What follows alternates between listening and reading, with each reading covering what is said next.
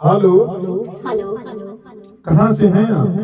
दरभंगा जिला। क्या नाम है आपका? कुमकुम कर। खुशी स्टूडियो में अभी तक आप कितने गाना गा चुके हैं? 3 से 4। कैसा लगता है आपको गा करके यहाँ पर? बहुत अच्छा लगता है गाने से। और यहाँ पे सारा म्यूजिक मेरे साथ ही बनता है। जब हम यहाँ रहते हैं तभी म्यूजिक बनाया जाता है, मेरे सामने बनाया जाता है, तो ये चीज हमें बहुत पसंद आता है। क्या बात है। खुशी फिल्म स्टूडियो का। और मैं अपने बारे में बता दूं कि मैं रिकॉर्डिस्ट हूँ। मेरा नाम आशीष बर्मन नाम है हमारा। तो बहुत अच्छा, मतलब जब शुरुआत किए थे आप तो थोड़ा सा प्रॉब्लम हो रही थी, लेकिन आज के डेट में आप बहुत अच्छा गा रही हैं और उम्मीद यही है कि आप जरूर एक दिन हिट करेंगे। तो आज आपके एक शादी के एल्बम का रिकॉर्डिंग है, समझे? जी। तो हम लोग उसको रिकॉर्ड करेंगे। पहले एक बार देख लेते हैं मुखड़ा। चलो पहले शुरुआत का म्यूजिक सुनते हैं, कैसा बजा है हमारे सर जो है राकेश रोशन सर, कैसा बजा है। शुरू में बहुत अच्छे बजाते हैं सर, मेरे सामने बजा है, लेकिन मैं चाहूंगा कि ये चीज आपके सामने ही एक बार बजे। क्या? तो चलिए बजाते हैं।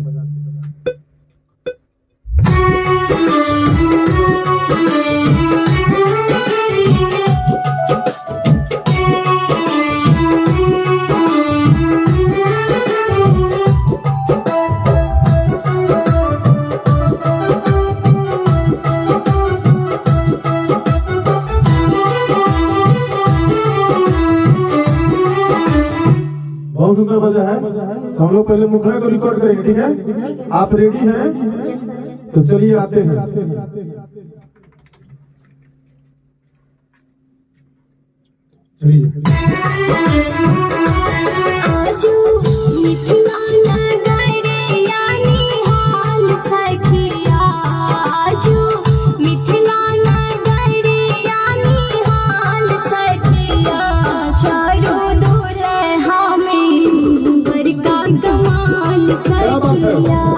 चारू दूल्हा में बड़का कमाल सखिया, आजू मिथिला नगरिया निहाल सखिया, आजू मिथिला नगरिया निहाल सखिया, चारू दूल्हा में बड़का कमाल सखिया, चारू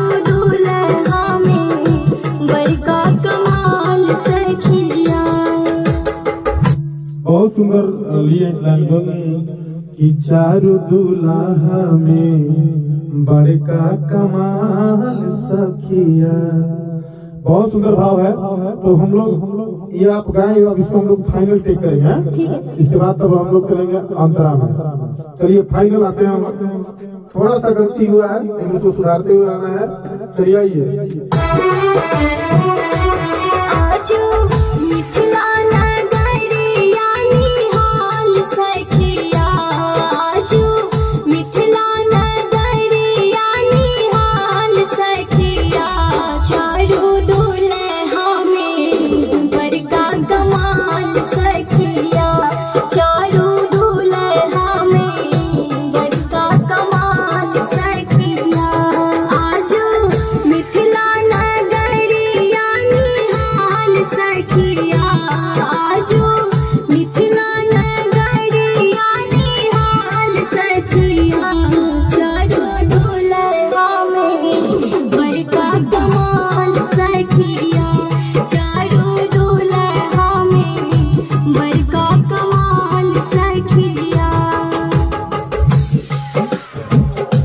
बहुत सुंदर। तो कुमकुम गाने में मजा आता है कि नहीं? बहुत ज्यादा। वोकल क्वालिटी, साउंड क्वालिटी कैसा लगता है आपका? बहुत अच्छा है। अच्छा लगता है ना? खूब अच्छा से इसी तरह से मेहनत कीजिए। चलिए हम लोग फर्स्ट अंतरा रिकॉर्ड करते हैं। आइए। 1 2 3। आँखों से न देख लो, कानों से न सुन लो, आँखों से न देख लो, कानों से न सुन लो, से हो दुल्हा अंगना में ठाड़ सखिया आहे, से हो दुल्हा अंगना में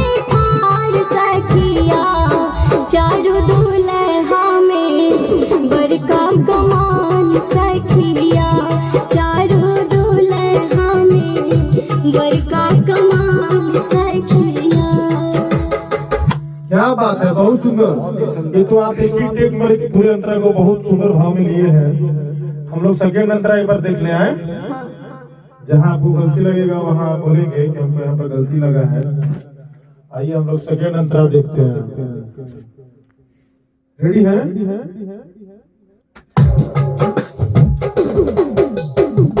माथे मांगी मोरिया कुंडल सोभे कनमा, माथे मांगी मोरिया कुंडल सोभे कनमा, लाल लाल चंदन शोभे भार सखिया आहे, लाल लाल चंदन शोभे भार सखिया, चारू दुल्हा में बड़का कमाल सखिया, चारू दुल्हा में बड़का कमाल सखिया।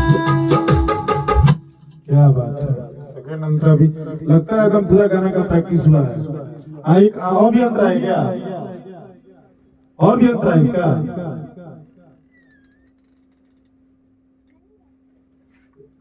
और भी अंतरा है? नहीं शायद नहीं है। हो गया। चलिए आइए।